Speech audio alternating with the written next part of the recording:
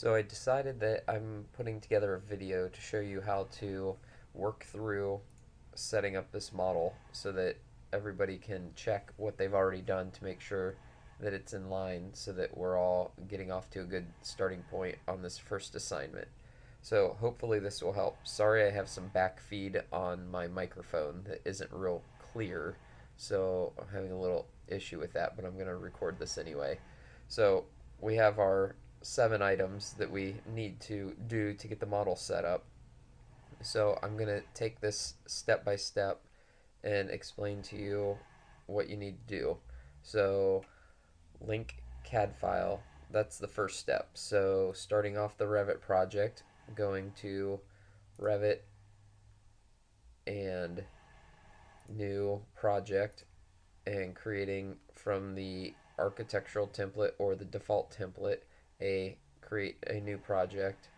I've already done that. So this is the initial view that you come into. It's your level 1 floor plan, and I'm going to check with my hidden element, reveal element light bulb. There's my center point of Revit, the 000 project base point. So I'm going to link the CAD file in and move it to that point so that I'm starting in the middle of my Revit work area, and then my level lines will already be in this general vicinity, so I won't have the level issues that I had in class. So the first item is to link in the CAD file. So I'm going to go to link CAD and navigate to my CAD file, which is this. I'm going to leave it as preserving the colors. I'm not going to autocorrect, and I'm going to do current view only, origin to origin, and hit open. Take a minute here to load that in, and while it does that, there's a nice error. I'll say I'm doing this on my work computer, so everything might look a little differently. So I'm going to scroll out, and this CAD file that I inserted, I'm going to want to place the ground level floor plan, as we've been looking at, over on, oops, wrong one. Let's see here. So that's our site plan, yeah. So I'm going to move this ground level floor plan over to this 0 point. So you'll notice that when I go to move it, the pin is selected, so I need to unpin it by clicking this little pin. That now unpins it, so now I can drag it over, reposition it, and then pin it. The reason why I'm doing that is to get it over the center of the Revit 00 world, and then also on the assignment sheet you'll see linked CAD file, CAD files linked into model, not inserted, so linked, and the model base point must be at a grid line intersection. So that just gives you a good point of reference for starting your model. So what I'm going to do is I'm going to use the move command, MV, on the keyboard, and I'm going to pick this grid line intersection right here. So it's intersection, and I'm going to move it until it snaps to the center of this point. There we go. So that's the center point of my model now for all my working environment. So if I click on this, I can then pin it again under modify. Here's the pin button. When I hit that, it's now pinned so that this won't move as I do my project work. So again, we have preset north, south, east, and west elevation. So I'm going to grab those and slide those around a bit just so that they're within reason on the outer edges of my model. And then there's one buried inside the building there. So I'm going to move that over here just to kind of get everything centered. Okay, so I like to either print this out or have a editing app where I can keep track of it. So I've done this. Linked into the model, not inserted. The model base point is at a grid intersection. There, that is done. So now, second step. If you want to do the level lines next, might be best, because then when you put the grid lines in, the grid lines will have a height above the top level of the building. So let's go ahead and tackle putting the level lines in. So I'm going to set the required level lines, name and name them, and floor to floor height. And then I need all of those views to show up in my project browser. So let's go back into this. And for reference, I'm just going to use my south elevation. So either double clicking here or here. If I click on that arrow tip, that's the point at which I'm looking towards the building. And I don't have that blue dotted line with the grip, so I don't have any depth control, so it's viewing for infinity. And then there's no endpoint, so I can't adjust its left and right um, view range, meaning that it's going off as far as it needs to go for infinity. So there is the view looking at that south elevation, so I have two level lines. So I'm going to hit Control Tab to flip back to the floor plan and zoom out and go up to my east elevation, which is here. And remember in class we found that the dimensions are not correct. So I'm going to hit my Reveal Hidden Elements to toggle out of the Reveal Hidden Element mode so that the screen looks a little bit better. There we go. So I'm going to hit DI on the keyboard for dimension, and I'm going to dimension these because we found out in class the dimensions didn't match what the CAD file said. So I'm just going to make a continuous dimension string up this as a reference to setting my level lines. So that must be my roof line there. I guess that should be my roof line right there. So now we're going to set our level 1 to level 2 at 16.4, level 2 to 3, 11.5, 15.7, and so on. So I'm going to hit Control Tab, or actually I'll just double click on the south elevation over here. So 16.4. So this first dimension, 16 space 4, 16 foot 4. So my next, I hit Control Tab again. My next is 11 foot 5. So if I go back to the south elevation, so I'm going to copy these and then create levels in the project browser from the level line. So I'm going to hit Copy, CC, drag upward 11 foot 5, typing that in the keyboard, and then I'll hit Enter on the keyboard. So that's my next height. So I'll hit Control Tab, go back, 15.7. So let's go back, copy this up in that direction, 15 space 7, enter. Go back to my floor or elevation, 13.11. Pick this again, drag straight up, 13.11. Let's go back to my plan, Control Tab, 12.6. So my last roof level is 12.6. So level 6 is our roof level. I often will name that roof so that I know that's the top level when I'm looking at it. So because there's no views made here in my project browser yet, when I renamed roof, it didn't pop up a box that said, do you want to name all corresponding levels? If you already have this created by drawing it in, and this is a blue tick mark, which has created your floor plan, and you try to rename it as roof, you're going to get that pop-up box. Make sure you hit yes to rename all of the other views. So now I have all my level lines, and now I can go up to the create view to get these to generate in my floor plan view. So if I go up to view and go to plan views and create floor plans, I can then highlight 3, 4, 5, and roof all at once by holding in shift and then hit OK, and it'll generate them over here on the side. So now I have all of those plans. So I can go ahead and close that view. I have my south view still open, so I'm going to hit Control Tab to go back to my level 1 floor plan, and I'm going to zoom out and pan back over to where I'm going to lay out my building grid lines. So I've now got my level lines drawn in, but I don't have their extent stretched underneath of the extent of the building. So I will get to that stretching once I get the grid lines in. So let's go ahead and do the grid lines now. So we're not quite done with the level lines, but we're close. So we've set the required level lines, names, named that roof, and floor to floor height. So we got that in there. Graphically, we don't have it completed because we need to stretch them to fit under the building. So now let's do the grids to establish the structural grid for the building and proper labels. So, meaning numbering them correctly. So, we'll pop back into Revit here and we're going to do architecture grid, and we're going to start with grid line 1, and I'm going to just trace this. So it automatically starts numbering 1. Beautiful.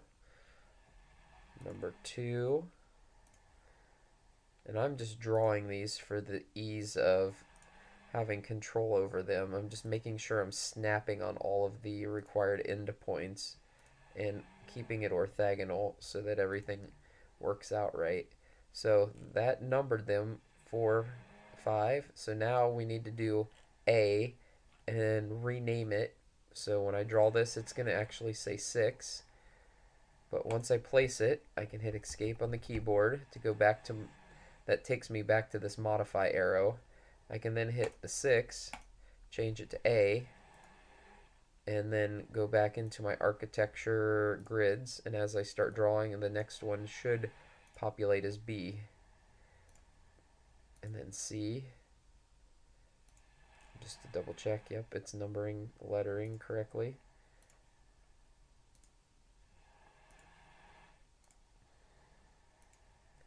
So there we go, we're getting through them here. I'm going as fast as I can so that I can squeeze all of this in so that you can see it and you can rewind and watch if you have to the video, but I want to get through all of it. Okay, so there are all of my defined grid lines. So now if I go back to my south elevation, you'll double check to see that they're as tall as the building. So there we go, they're as tall, but now you can see what I meant. The level lines are not justified from the left side to the right side. And then if I go back to my floor plan and look at this elevation again to see where those are positioned. So they're shifted off to the east of the building a little bit. So I want to make sure to adjust all of these. So I'm going to grab one of them, doesn't matter which one, and I'm going to stretch it by grabbing this 3D endpoint, which is defined by an open dot on the end of the line. So if you grab the open dot and stretch, because they're all in alignment, they all stretch together. So I'll just take that a little ways out beyond level 1. Again, there's that open dot there for 3D extents. So I'll grab that and I'll stretch that over this direction. So that'll get me kind of centered under the building. And then these go just below level 1 and up above the roof. So they'll show up in all your floor plans. If they're not showing up in a particular floor plan, that means that this top 3D extent might be down here instead of all the way at the top. So if it were here, you would see grid lines on level 1, 2, and 3, but you wouldn't see them on 4, 5, and roof. So let's go to that south elevation and do the same adjustment. So now we're stretching them in the other direction underneath the building. So stretch those out past I and bring these back over towards A. So that gets everything set up for those two items. So we can strike through levels and strike through grids. So now what do we want to do next? We want to have all the grid lines dimensioned. So that's pretty simple on our level 1 floor plan. We only need to do it there. So let's go back to our level 1 floor plan and we'll go ahead and do dimension on the keyboard, DI. And then what I'm going to do is click along this series of dimension strings to generate the dimensions. Very simple. So there are the dimensions for those grid lines. They're all 20 feet on center. Perfect.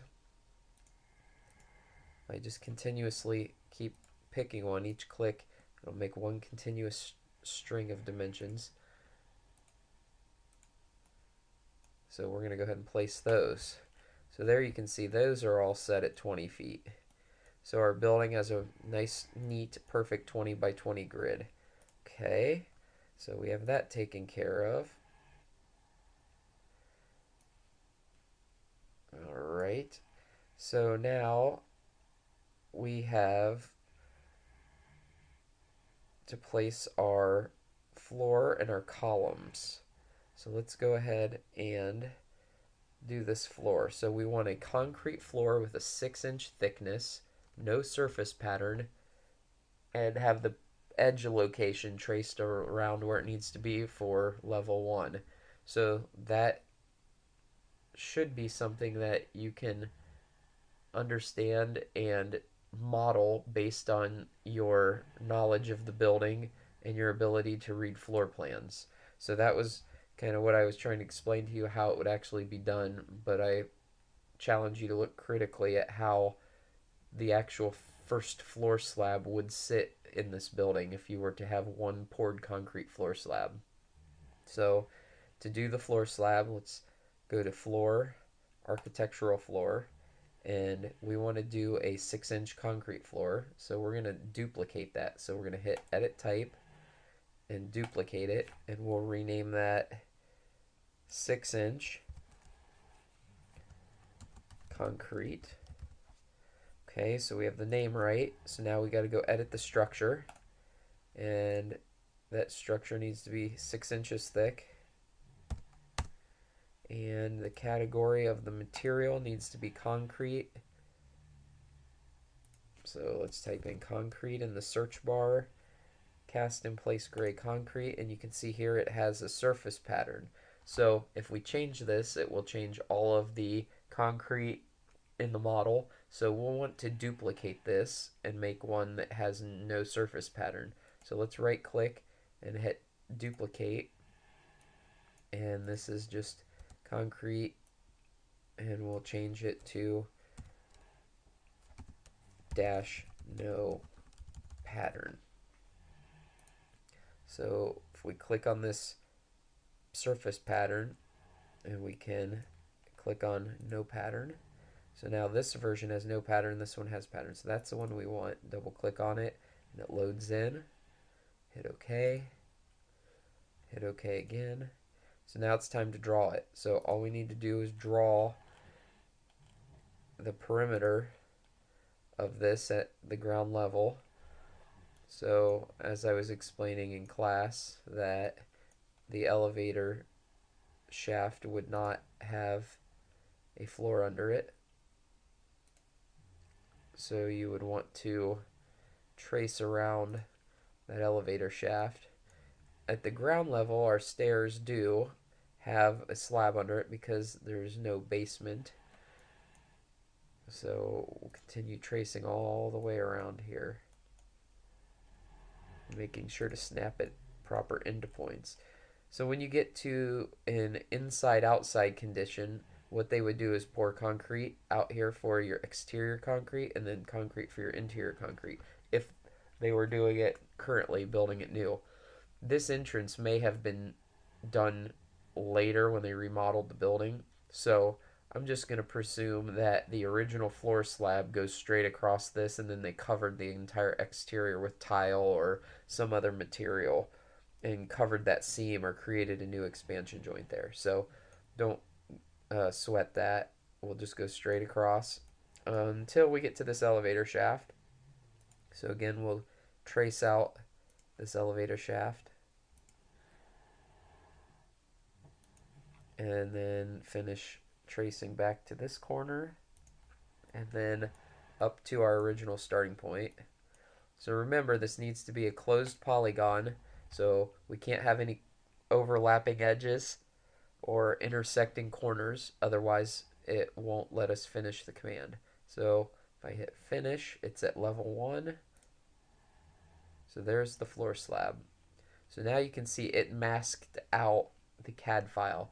If you need that CAD file to show up so that you can do work, you can pick the CAD file And here's where it says draw layer. That background means it's in the background. If you change it to foreground, it means it's in the foreground. So we're going to bring it to the foreground so that we can do our building columns next. So let's go down to our highlighter and do floors we created. There we go with the proper edge. So now let's go down and do our columns. So we'll go back into Revit. So here's where you're going to have to load in from your architectural library your columns. So if I go to architecture, I want to do the architectural columns, not structural for simplicity. We have rectangular columns. So I want to load family, and I want to load my structural columns. So I need to navigate to it because my work computer's set up different than yours. Yours should be in that directory, and it should be under the column category. I might have to struggle to find these real quickly here because this computer, like I said, is set up a little bit different.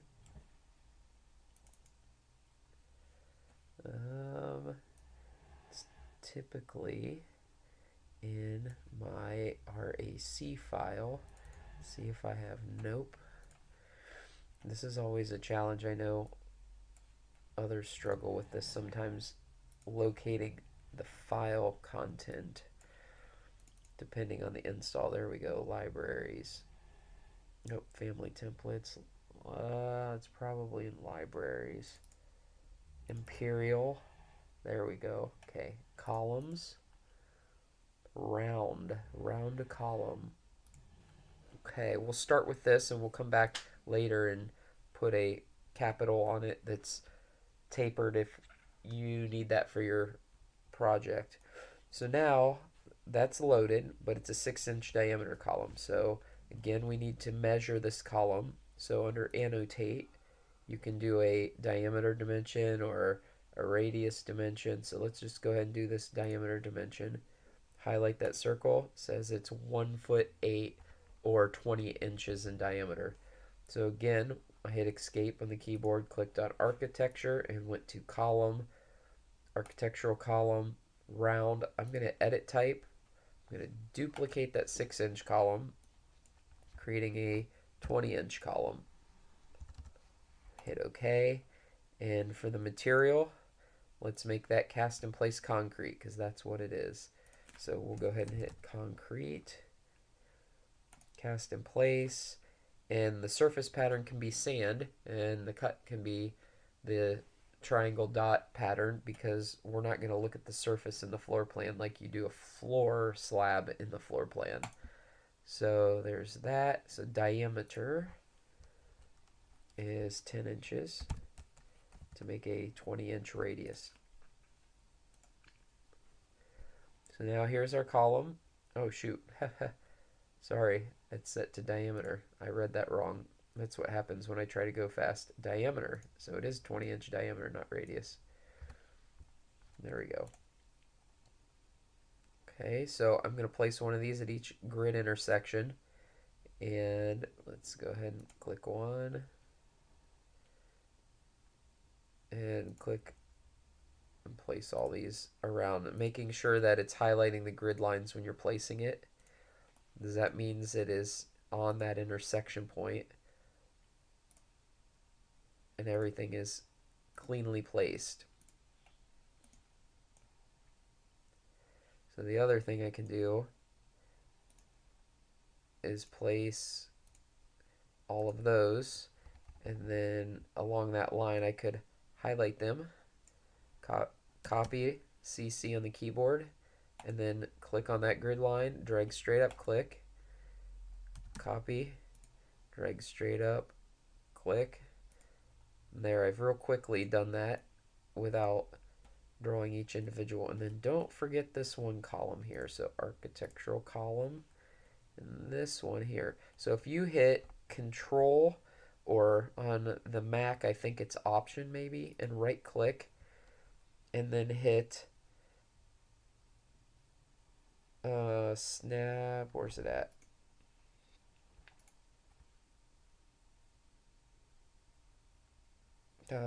Option is not coming up for me.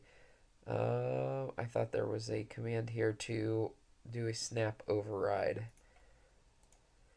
I'm not sure why it's not coming up. So what you may need to do is put it on this grid line, and then you can use align, picking the circle, and then pick the column. Nope, it's still not going to move it. Okay, so let's try this a different way. Let's pick the column and hit move. And now you can grab the end edge point of that round column. Now if I drag directly up, it should give me intersection point. There we go. So now that's in the right place. So to check that, let's go ahead and take a look in 3D. There are all my columns. Perfect. Got them all in there. If I go to the top view with north up, that's the same as the floor plan. So I got a few more columns to put in here. So let me go back to my level 1. And all those are here. So I'm going to do it this way. I'm going to pick 3 columns.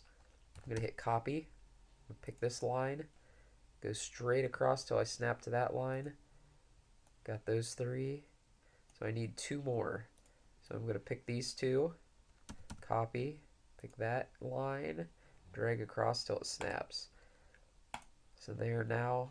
Let's double check. Look at 3D. See what I have. Got them all in. And those are from level 1 to level 2, I think. So I need to double check. We'll look at my south elevation. Yes, they go from level 1 to level 2. So now at this point, you can copy all of your columns on up the building. So because of the way I've done this in sequence, this is going to be the easiest way to do this first, then the floor slab. So if I pick all of those, and to double check, if I click in 3D, go in here, look at it in this front view, select them, copy to the clipboard. Now if I don't want to do this in the 3D view, I want to do it in a elevation view so that you can see your grid lines and levels. So now if I hit paste, align to selected level, and I pick level 2, puts them in, but you can see they're too high. So I need to come back here and just change their height. Level 2 to 3 with a top offset of 0. Okay, so now I can hit paste, align to selected level, 3. Again, they're too tall. Change my offset to 0. Paste align, selected level, 4. Too tall, so I'll change that to 0. Apply. Last one, align to selected level, 5. Too tall, so set that top offset to 0, hit apply. There are all my columns in the building. So now if I look at that in 3D, I come up here and hit on the right corner of the cube.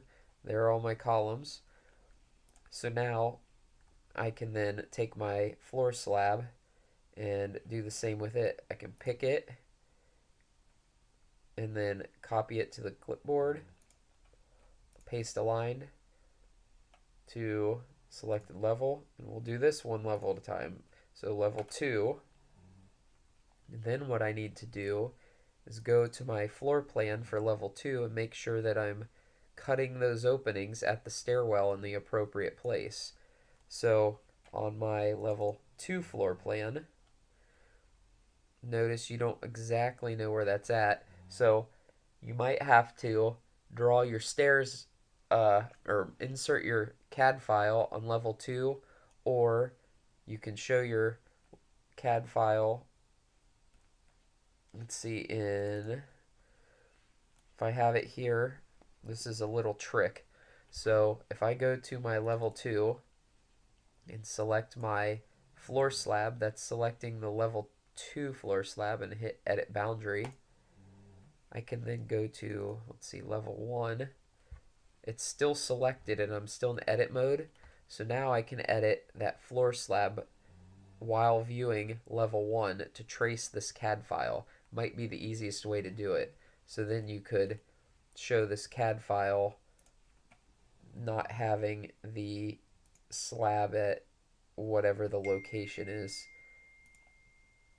So if that's the down side to the stair, You can then open the slab up by modifying it here.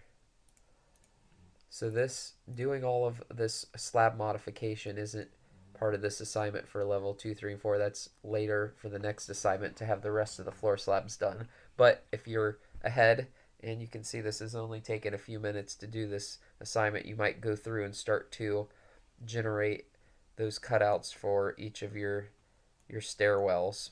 So I'm going to hit finish and just end that command. So you can see that in 3D, that corner stair cutout is different than the slab below. So let's go back to my checklist, make sure we got everything. So we got our columns centered on grid lines, we got our floors done. The only thing we need to do is make sure our views are set so our project browser are organized and labeled for each level floor plan. You must duplicate the level plans and create a duplicate set of views for each floor plan. That's informational for the future as you go through this. What that means, oh, and then let me go here. All views should be set to 1/8 inch, detail level fine, hidden line with shadows off. For some reason, people like to turn the shadows on, I found out, so I want to make sure your shadows are set to off. So level 1, 1/8 inch scale, detail level fine. We hit save just because it always helps, as you saw in class the other week where I had my computer crash and had not saved. So there, that's set to fine. Style, hidden line, that's by default. And shadows are right here. Shadows are set to off. So that's how all of your floor plans should be set up. So your level 2 floor plan looks like you'll have to turn it to fine. Level 3 floor plan set to fine. And that should achieve what we need to do. So that's your project. Thanks.